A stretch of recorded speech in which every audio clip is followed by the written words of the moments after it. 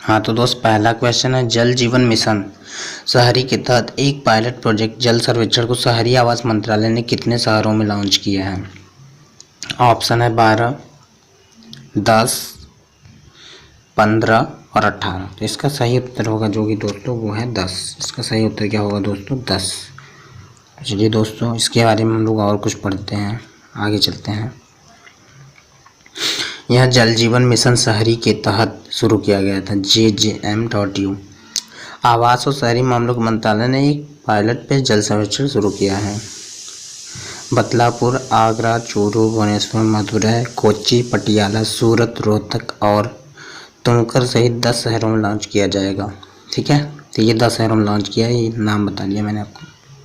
दूसरा क्वेश्चन है, निम्नलिखित में से किसने भारत में इलेक्ट्रॉनिक्स उत्पादों का निर्माण शुरू करने का निर्णय लिया है? ए है अमेजन इंडिया, बी रिलायंस, सी है फ्लिपकार्ट, डी है आपका ट्विटर। तो इसमें आपका सही आंसर जो होगा वो दोस्तों होगा ए, जो कि क्या है? ट्विटर है। ए जो कि क्या है? ट्विटर नहीं, अमेजन इंडिया है। ये जो कि क्या है? आपका अमेजन इंडिया। ये आपका सही आंसर होगा। तो चलिए दोस्तों, अगले क्वेश्चन में चलते हैं। इसके बारे में आपको कुछ बता दें। अमेजन इंडिया जो है भारत में इलेक्ट्रॉनिक्स उत्पादों का निर्माण शुरू करेगी। शुरुआत करने के लिए यह भारत से अमेजन फायर टीवी स्टिक का निर्माण शुरू करने जा रहा है। ठीक है दोस्तों। इलेक्ट्रॉनिक और आईटी मंत्री रविशंकर प्रसाद की अमेजन ग्लोबल के वरिष्ठ उपाध्यक्ष और भारत प्रमुख अमित अग्रवाल के साथ बैठक के बाद यह घोषणा हुई। ठीक है, अमित अग्रवाल जो हैं उनके साथ और ग्लोबल के वरिष्ठ उपाध्यक्ष जो है उनके साथ यहाँ घोषणा होने की बैठक होने के बाद यहाँ घोषणा हुई।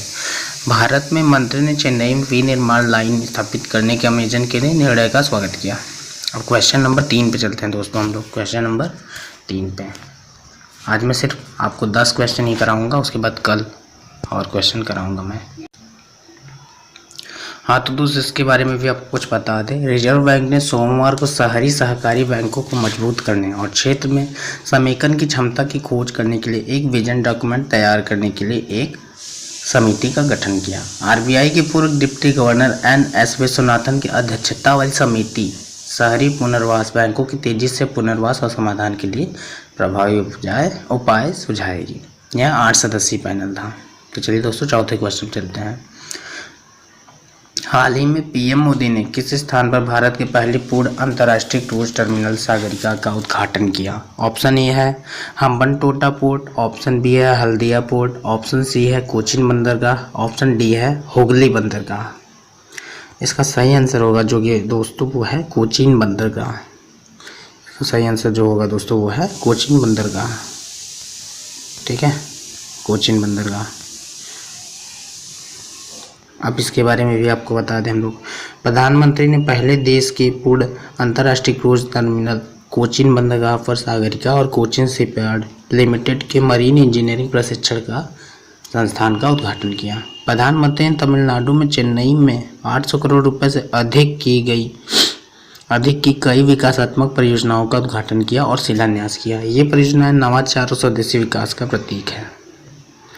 चलिए दोस्तों, 5वें क्वेश्चन चलते हैं। 5वां क्वेश्चन है, इंटरनेशनल वैदिक स्कूल किस नदी के किनारे बनाया जाएगा? Option A Yamuna, option B Sabarmati, option C Saryu, option D Bhagirathi. तो इसका सही आंसर जो होगा वो दोस्तों होगा ऑप्शन डी, जो कि क्या है?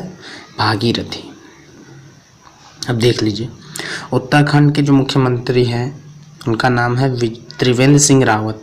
इन्होंने मंगलवार को कहा कि टिहरी में भागीरथी के तट पर एक अंतर्राष्ट्रीय वैदिक स्कूल बनाया जाएगा, जहां छात्रों को हिंदी और अंग्रेजी भाषाओं के अलावा संस्कृत भी पढ़ाई जाएगी। तो दोस्तों, भागीरथी के तट पर अंतर्राष्ट्रीय वैदिक स्कूल बनाया जा रहा है, जहां छात्रों को हिंदी और अंग्रेजी भाषाओं के अलावा संस्कृत भी पढ़ाई जाएगी। वसंत पंचमी के अवसर पर टिहरी झील महोत्सव का शुभारंभ करते हुए उन्होंने यह कहा कि संस्था पूरी दुनिया को भारतीय संस्कृति के बारे में जानने में मदद करेगी। ये दोस्तों, भारतीय संस्कृति को जानने के लिए पूरे अंतर्राष्ट्रीय स्तर पर एक स्कूल खोला जा रहा है, जिसका नाम अंतर्राष्ट्रीय वैदिक स्कूल, जो कि टिहरी पर भागीरथी बांध नदी किनारे बनाया जा रहा है। 6वां क्वेश्चन दोस्तों देखते हैं तो क्या है। 6वां क्वेश्चन है यहाँ पे, निम्नलिखित में से किस देश ने एंटी रेप बिल को मंजूरी दी? जिसमें ऑप्शन ए है फ्रांस, ऑप्शन बी है टर्की, ऑप्शन सी है जर्मनी, ऑप्शन डी है थाईलैंड। तो पहले आप लोग ये जान लीजिए एंटी रेडिकलिज्म क्या है। तो पहले हम आंसर बताएं या फिर तो आंसर ही बताएगा। पहला आंसर है इसका जो है ऑप्शन ए इसका सही होगा। क्या होगा? फ्रांस। फ्रांस जो कि होगा इसका सही आंसर होगा। अब इसे हम बता दें, विधेयक में मस्जिदों और धार्मिक स्कूलों की सरकारी निगरानों को मजबूत करने के लिए प्रयास करने के लिए किया गया। यह बहुविवाह और जबरन विवाह के खिलाफ है।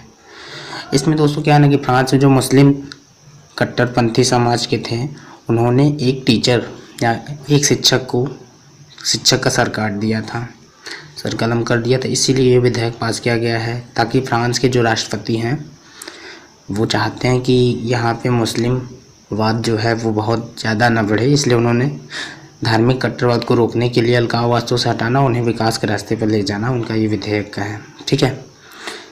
और बता दें ये क्यों हुआ था, क्योंकि कोई टीचर था और उसने किसी स्कूल में उनके धर्म का मजाक उड़ाया था, इसलिए उस टीचर का गला किसी अनजान व्यक्ति ने आगे काट लिया था जो इस्लामी कट्टरपंथ था, और इसीलिए ये घटना बहुत तेज़ी से वायरल हुई थी, इसलिए सरकार ने ये कदम उठाया है।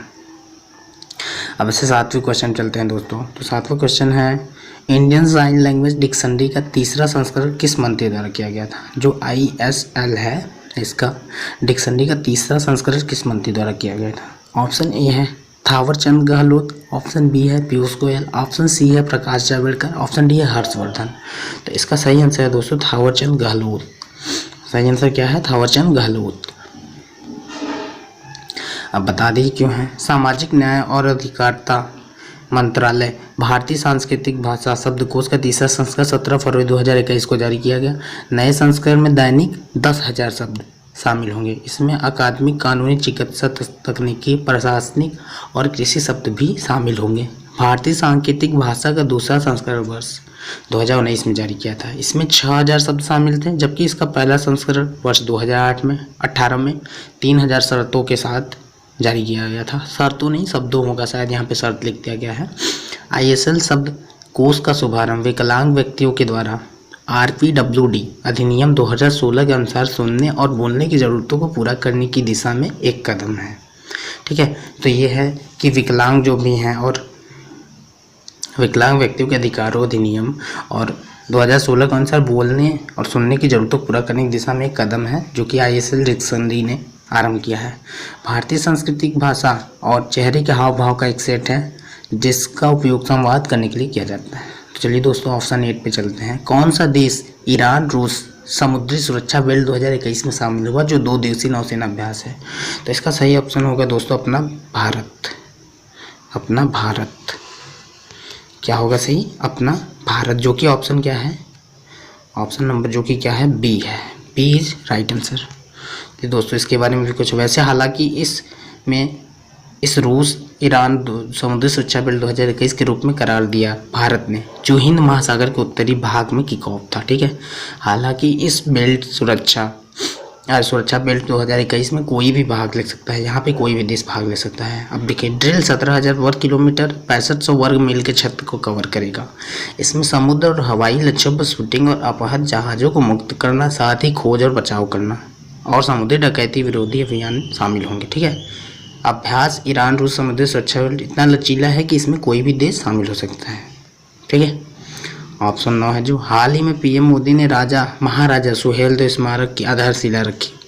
यह स्मारक किस राज्य में मनाया जाएगा? तो इसका सही आंसर है जो कि दोस्तों वो है अपना उत्तर प्रदेश। उत्तर प्रदेश में जो महाराजा सुहेलदेव स्मारक की आधारशिला है ये रखी गई है अपने मोदी जी द्वारा। प्रधानमंत्री नरेंद्र मोदी ने 16 फरवरी 2021 को वस्तुतः महाराजा सुहेलदेव स्मारक की आधारशिला रखी। इसके अलावा उत्तर प्रदेश के बहराइच जिले में चित्तौरा झील के विकास कार्य की आधारशिला भी रखी गई। प्रधानमंत्री ने श्रावस्ती चित्तौरा झील बहराइच के सौंदर्यीकरण के कार्यक्रमों का अनावरण भी किया। यह आयोजन बहराइच जिले के ऐतिहासिक पौराणिक महत्व को भी उजागर करता है। तो चलिए दोस्तों आगे बढ़ते हैं। तो ये है आखिरी क्वेश्चन आज का दोस्तों। हाल ही में रामानाथपुरम का उद्घाटन किया गया थूथुकुडी प्राकृतिक गैस पाइपलाइन निम्नलिखित में से किस राज्य में है? ऑप्शन ए है तेलंगाना, ऑप्शन बी है उड़ीसा, ऑप्शन सी है तमिलनाडु, ऑप्शन डी कर्नाटक। तो इसका सही आंसर होगा दोस्तों सी, ऑप्शन सी इसका सही आंसर होगा। ऑप्शन सी इसका सही आंसर होगा। ऑप्शन सी सही आंसर होगा तमिलनाडु। ठीक है। प्रधानमंत्री नरेंद्र मोदी ने बुधवार को तमिलनाडु में प्रमुख तेल और गैस परियोजनाओं की नींव रखी। पीएम मोदी ने तमिलनाडु के एत्तोर, थिरुवल्लर, बेंगलुरु, पुदुचेरी, नागापट्टिनम, मदुरै, तुतीकोरिन प्राकृतिक गैस पाइपलाइन के रामनाथपुरम थूथुकुडी खंड का उद्घाटन किया। प्रधानमंत्री ने मनाली स्थित चेन्नई पेट्रोलियम कॉर्पोरेशन लिमिटेड की गैसोलीन सल्फर फ्री इकाई को भी राष्ट्र को समर्पित किया और नागपट्टनम में कावेरी बेसिन रिफाइनरी की आधारशिला रखी है। तो चलिए दोस्तों, इसी के साथ चैनल को सब्सक्राइब कर दीजिएगा और हम आपसे मिलते हैं अगली वीडियो।